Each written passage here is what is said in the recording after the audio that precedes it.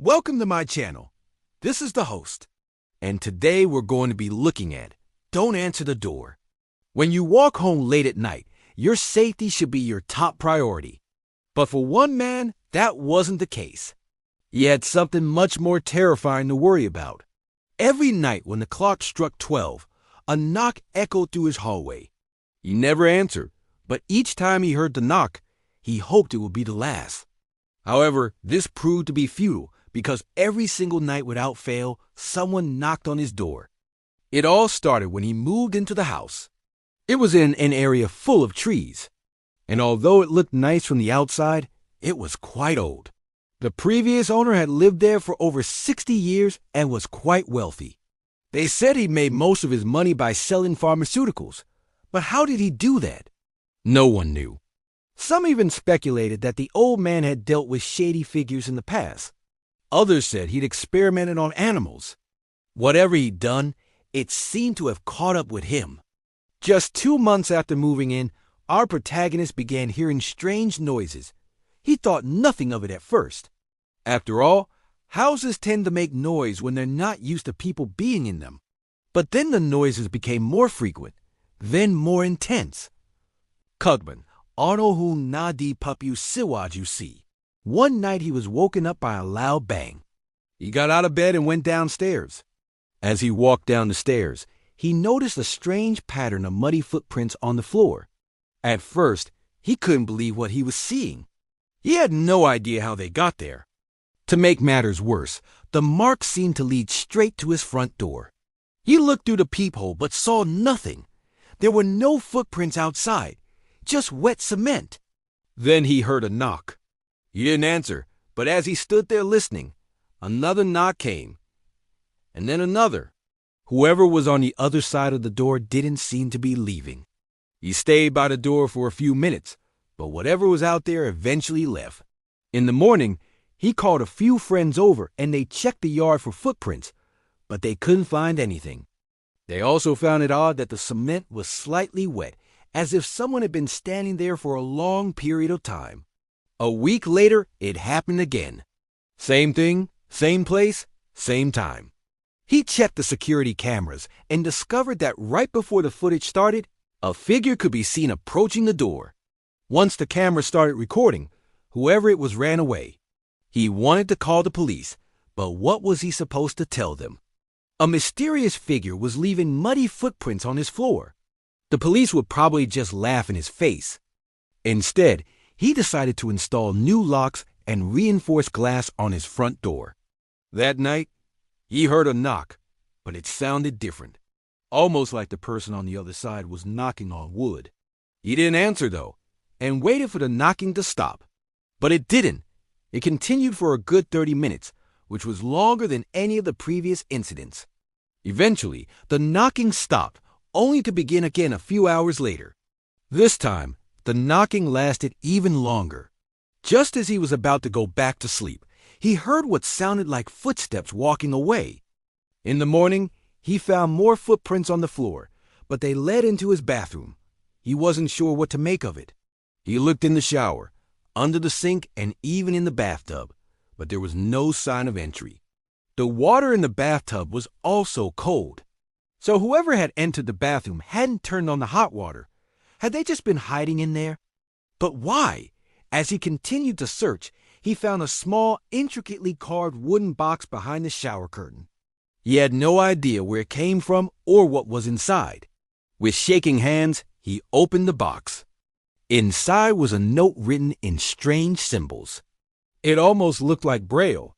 He tried to piece together what the message was saying and eventually figured out that it read, "Don't trust the river." At that moment, he realized what all of this meant. His house was built on the banks of a river, one that was known for taking lives. People had drowned in it for centuries, and their souls never seemed to rest in peace. That must be why he kept hearing chains dragging metal moans. Those were the sounds of the drowned reaching out to him. And those footprints, they weren't left behind by ghosts. They were being left behind by him. Each night, he unconsciously walked into his own bathroom and left footprints in the mud. What was happening to him? Was he going insane? Was he somehow being pulled toward the river? He didn't know. All he knew was that he had to get to the bottom of this. He tried to research the drownings, hoping to find a connection between the victims and himself, but he didn't find anything. He did, however, come across an old legend. It told the story of a young woman who had fallen in love with a handsome stranger. The two planned to run away together, but before they could, she was killed in a boating accident.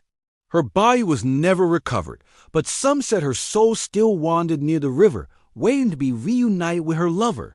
Maybe this was the same case, except it wasn't the young woman who was trying to contact him, but the man she loved. Maybe he was being drawn to the river because the drowned had taken an interest in him. But why? What did they want? He pondered these questions for days, but no matter what he did, the answer remained elusive. Then one day, while looking through his late-night security footage, he noticed something odd. In every clip, the figure outside his door seemed to be missing a foot. He watched the clips over and over again, trying to convince himself that he was wrong, that he was just tired and making things up. But he wasn't. The figure was always missing a foot. What did it mean? Why would a ghost be missing a foot? Could it be the same person in the legend? Had they lost a foot in the boating accident? Now that he knew this, he felt a sense of urgency. He needed to solve this mystery once and for all. He went back to the river and looked in the water. All he saw was his own reflection staring back at him. Was this really worth it? Would the answer be worth it? Was the truth even important? As he asked himself these questions, he noticed a dark shape in the murky depths. It looked like a shoe, but he couldn't be sure. He waded in and reached for it, but as soon as his fingers touched the shoe, he felt a strong current pull him under. He surfaced and swam to the bank, his heart pounding in his chest. He sat there for a while, trying to catch his breath. When he was finally able to stand, he pulled the shoe from his bag and examined it. It was old and covered in silt, but he could make out the carvings on it.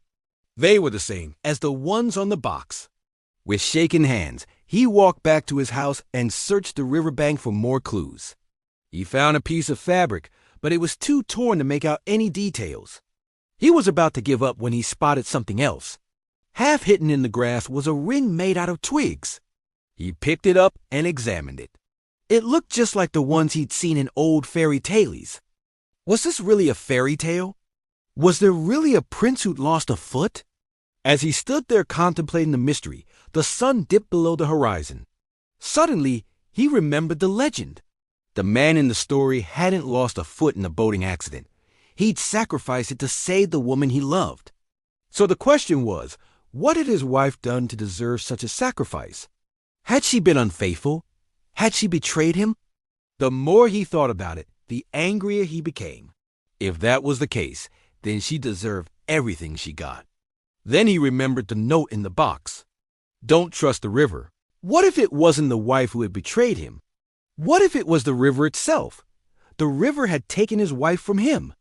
It had dragged her down into its murky depths and refused to give her back. So the man had made a deal with the river, a deal that would allow him to be reunited with his wife. But it came at a cost, his foot. If he wanted to be with his wife, he'd have to give the river what it wanted, another soul to take. The man had sacrificed his foot, but he'd regretted it. He missed walking in the park. He missed dancing with his wife. So he made another deal with the river. It would take his life instead. And that's when it hit him. The reason the man in the story had lost a foot was because he made a deal with the river. The river wanted something from him. But what did it want from him? He looked around his house, trying to think of what he could possibly owe the river. Then he noticed his fish tank. He bought it a few weeks ago and filled it with water from the river. The river might want its water back. He rushed over and drained the tank. He carried the fish outside and released them into the river. Once he was done, he noticed a small object at the bottom of the tank. It was a ring just like the one he'd found earlier. This one was made out of pebbles, but the carvings were the same. Was this the key to everything? What did it all mean? As he stared into the river, he saw a pair of muddy footprints. They were the same size as his, but they were also different. They belonged to him, But they didn't. Looking closer, he realized that the prints had a faint glow. They were the footprints of his future self who'd made a deal with the river. The more he looked, the more he saw.